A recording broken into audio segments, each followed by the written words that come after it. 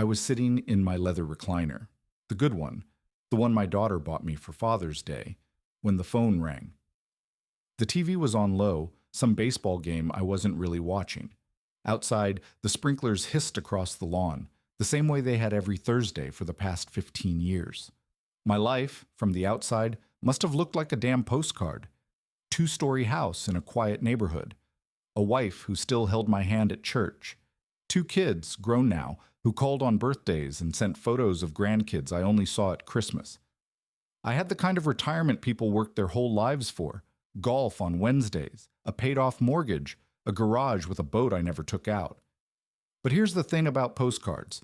They only show the picture, not the cracks in the frame. I reached for my phone, squinting at the unfamiliar number. Probably another scam call.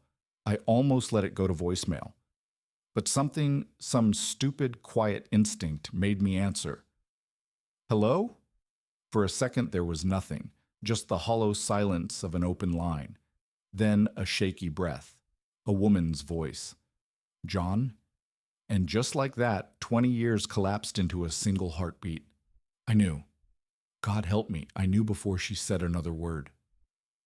That voice had lived in the back of my skull for decades, buried under work and weddings and the slow, steady march of time. But you don't forget the sound of someone who once knew you better than you knew yourself. Diane. I didn't speak. Couldn't. My throat locked up like an old engine. The recliner creaked as I leaned forward, elbow on my knee, phone pressed too hard against my ear. She didn't say my name again. She didn't have to. I could hear it all in the silence, the years, the hurt, the weight of things we'd never fixed. And then, softly, she began to cry. I should have hung up. That's what a smarter man would have done. A better man. But I just sat there, staring at the dust motes floating in the late afternoon light, listening to the sound of a ghost from my past breaking apart on the other end of the line. Somewhere in the house, a clock ticked. The game on TV droned on. My wife would be home soon, humming as she unpacked groceries, asking what I wanted for dinner. I closed my eyes, and for the first time in years I realized I was tired. Not the kind of tired sleep could fix, the kind that settles deep in the places you don't let anyone see. I'm here, I finally said. And just like that, the life I'd built so carefully began to unravel. I held the phone too tight, my knuckles pale, the plastic creaking under my grip. Diane's crying was soft, muffled, like she was pressing her face into a pillow to keep quiet. I knew that sound. I'd heard it before. Years ago, in the dark of our old bedroom, when I'd say something careless and pretend not to notice. James, she said again, and my name in her voice was a key turning in a rusted lock. I should have asked why she called, should have demanded answers. But all I could think about was the way the evening light slanted through the blinds, catching dust in the air, and how strange it was that the world kept moving while my chest felt like it was caving in. My wife, Linda, was in the kitchen. I could hear her opening cabinets, the clink of dishes, normal sounds, safe sounds. If I turned my head, I'd see her there, humming, her reading glasses perched on her nose as she skimmed a recipe. 28 years of marriage, and she'd never once raised her voice at me, never once made me feel like I was anything less than enough. And yet, Diane's breath hitched on the line. I didn't know who else to call.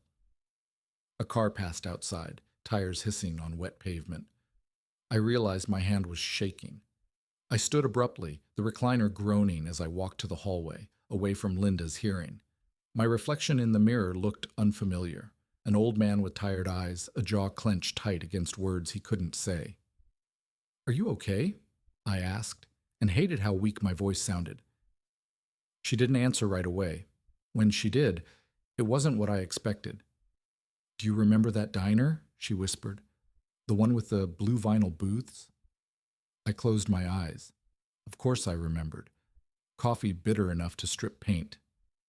Diane stealing fries off my plate, laughing when I pretended to scowl. The way she'd trace circles on my wrist under the table, like she was afraid I'd disappear if she let go. A lifetime ago. "James?" Linda called from the kitchen. "You want coffee?" I swallowed hard. Yeah, I called back, too loud, too quick, then lower into the phone. Diane, what's going on? Silence. Then, so quiet I almost missed it. I'm sick. The words landed like a punch. My free hand found the wall, steadying myself. I should have said something. Should have asked how bad, what kind, when.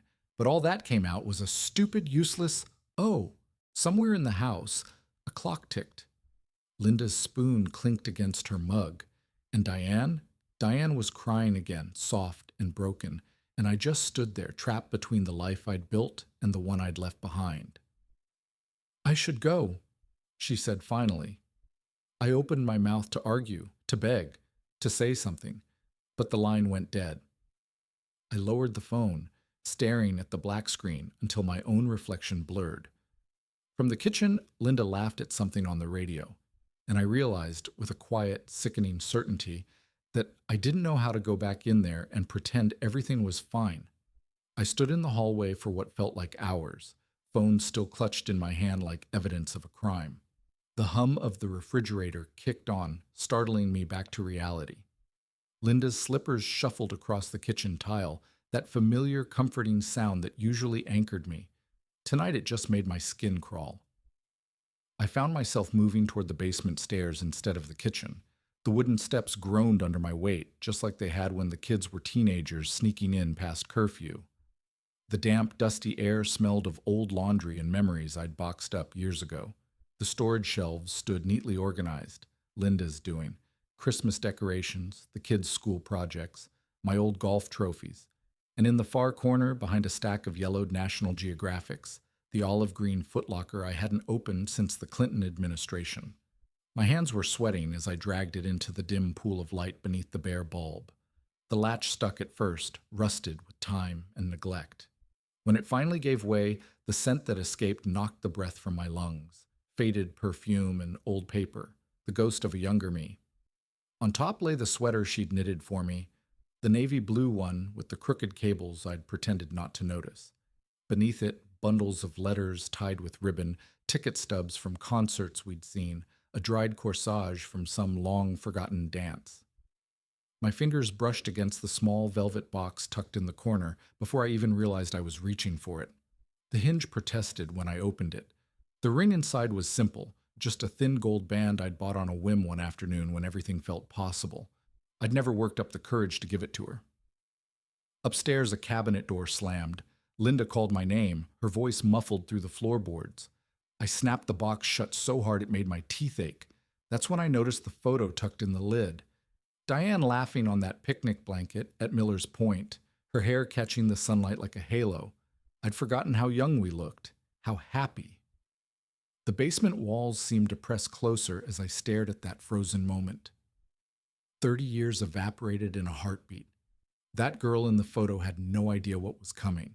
The fights, the silences, the slow unraveling of us. The way I'd walk out one rainy Tuesday and never look back.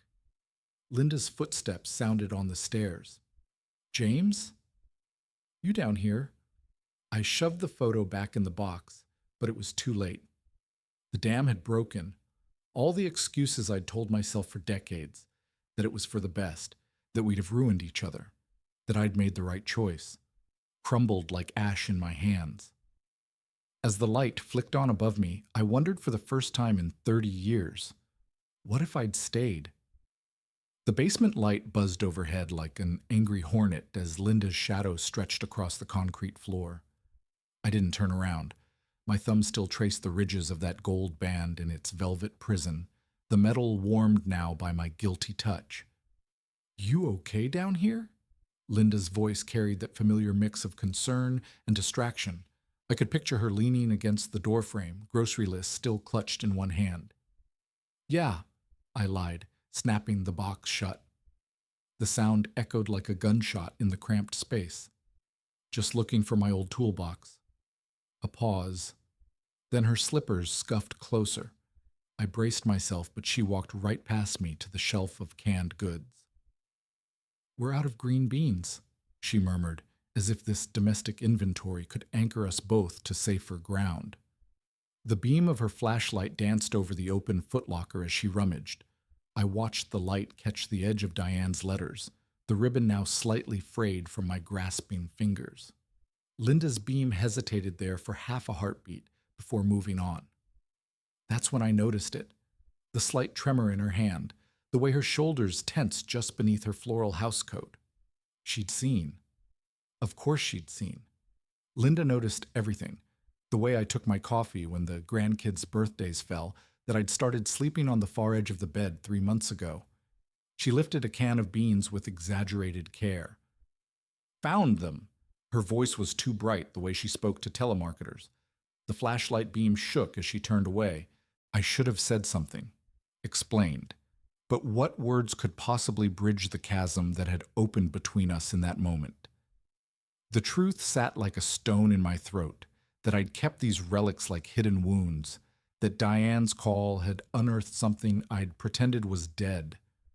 Linda paused at the stairs, didn't turn around. "Dinner's at 6, she said, and climbed back toward the light. Alone again, I lifted the photo from where it had fallen face down in the trunk. The edges curled from age, the colors fading to sepia. Diane's smile blurred as my vision doubled. Upstairs, a cabinet door closed with careful precision. The faucet ran. Normal sounds, domestic sounds, the soundtrack of a life I'd chosen. The furnace kicked on with a groan, sending a draft across the basement that made the letters shift in their bundle. One slipped free, the paper crackling as I unfolded it. Diane's handwriting hadn't faded, that looping cursive that used to leave ink smudges on her pinky finger. "James," the letter began, and suddenly I was 24 again, sitting on a fire escape in the rain, reading these same words for the first time. The furnace cycled off. The house fell silent. Above me, Linda's measured footsteps moved from kitchen to living room to bedroom, each one marking the distance between what was and what might have been. I stared at that single page trembling in my hands, the answer to a question I'd been too afraid to ask for 30 years. Had she waited for me? The grandfather clock in the hallway struck midnight as I sat at the kitchen table, Diane's letter spread flat under my palms. The house had that peculiar stillness of the late hours, the kind where even the settling of floorboards sounds like confession. Linda had gone to bed hours ago without saying goodnight, the first time in 28 years. A moth tapped against the window over the sink, drawn to light it would never reach. I watched its futile dance, while my fingers traced the date in the corner of Diane's letter. June 14th, 1989, our last summer together. The paper smelled faintly of lavender, just like she always had. "James," she'd written, "I keep waiting for you to change your mind." The refrigerator hummed to life, making me jump. My coffee had gone cold, the cream separating into pale islands on the surface. I should have thrown the letter away, burned it. But instead I'd ironed it flat with my hands like some sacred text, reading each sentence until the words carved grooves in my memory. Upstairs, the bed creaked. Linda was still awake. I knew the rhythm of her insomnia, the careful turns to avoid disturbing me, the suppressed sighs when sleep wouldn't come. Only tonight, I wasn't there to pretend not to notice. The letter trembled as I refolded it along its ancient creases. My hands looked alien under the fluorescent light. Age spots where there used to be freckles, veins like ropes under paper-thin skin. When had that happened? When had I become this old man sitting in a silent kitchen, haunted by choices made by a younger version of myself? I reached for my wallet, worn smooth from decades of back-pocket living. Behind the credit cards and insurance information, hidden behind a photo of my grandson, was the only other relic I'd kept from Diane, a ticket stub from a Bruce Springsteen concert. The ink had faded to ghosts of letters, but I didn't need to read it to remember how she'd screamed along to Thunder Road, off-key and unashamed, how she'd kissed me with beer-flavored lips during the encore. A floorboard groaned directly above me. Linda was standing at the top of the stairs. I could feel her there, hesitating. The house held its breath. The moth at the window gave one final frantic flutter before stilling. I slipped the letter into my wallet beside the ticket stub, the paper whispering against the leather like a secret. My chest ached with the weight of all the words I'd never said. To Diane, to Linda, to myself.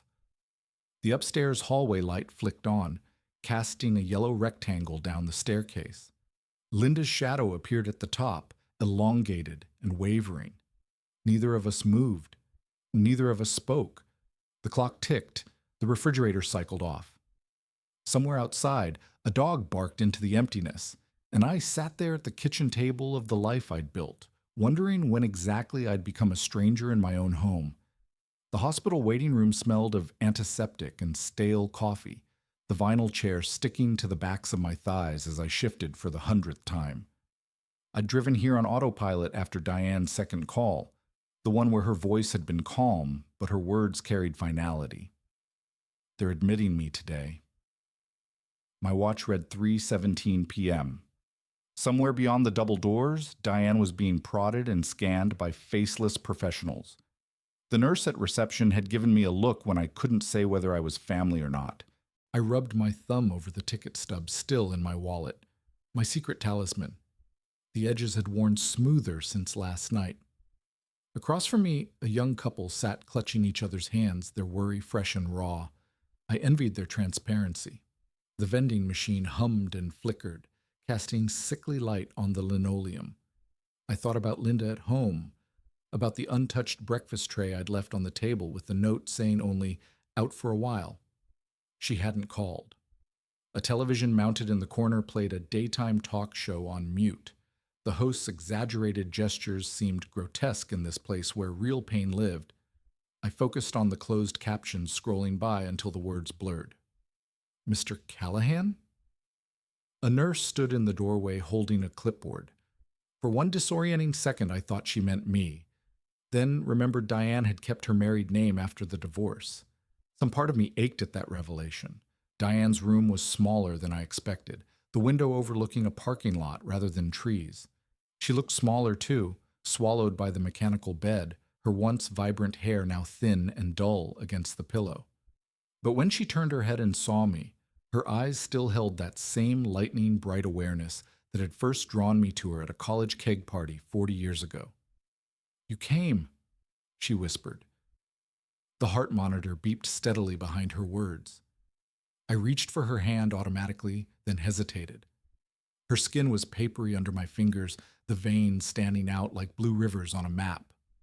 We stayed like that, not speaking, while machines whirred and the shift change announcement echoed in the hall. Her nightstand held a single photograph, a much younger Diane holding a baby at what looked like a christening.